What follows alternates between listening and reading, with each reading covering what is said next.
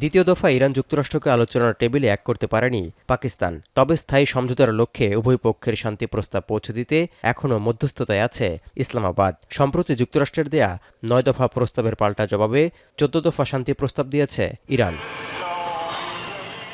১৪ দফা প্রস্তাবের মূল দাবিগুলো হলো একে অপরের উপর আক্রমণ না করার গ্যারান্টি, ইরানের আশপাশ থেকে মার্কিন বাহিনীর প্রত্যাহার, নৌ অবরোধ প্রত্যাহার, জব্দ করা সম্পদ ফিরিয়ে দেয়া, যাবতীয় অর্থনৈতিক নিষেধাজ্ঞাও তুলে নেয়া এবং লেবানন সহ সব ফ্রন্টে যুদ্ধের স্থায়ী অবসান।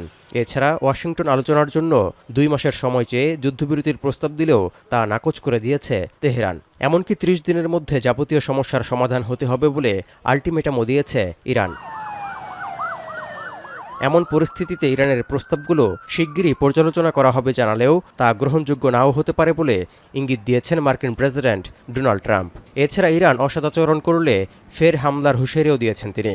স্থানীয় সময় শনিবার ফ্লোরিডার ওয়েস্ট পাম বিচে সাংবাদিকদের প্রশ্নের জবাবে এই হুঁশিয়ারি দেন ট্রাম্প।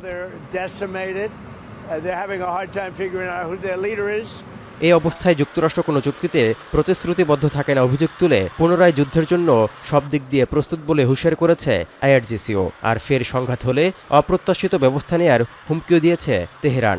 এমনকি হরমুজ প্রণালীর নিয়ন্ত্রণ এবং এটিকে নিজেদের অর্থনৈতিক ও কৌশলগত শক্তির উৎস হিসেবে ব্যবহার করা থেকে ইরানকে কিছুতেই পিছু হটানো যাবে না বলে সাফ জানিয়ে দিয়েছে তেহরান।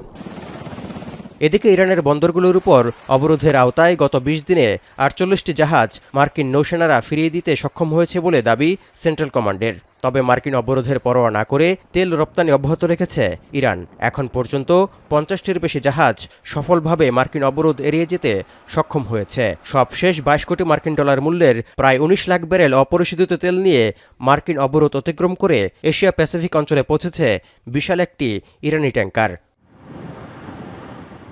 তৌহিদুর রহমান, এখন বিশ্ব।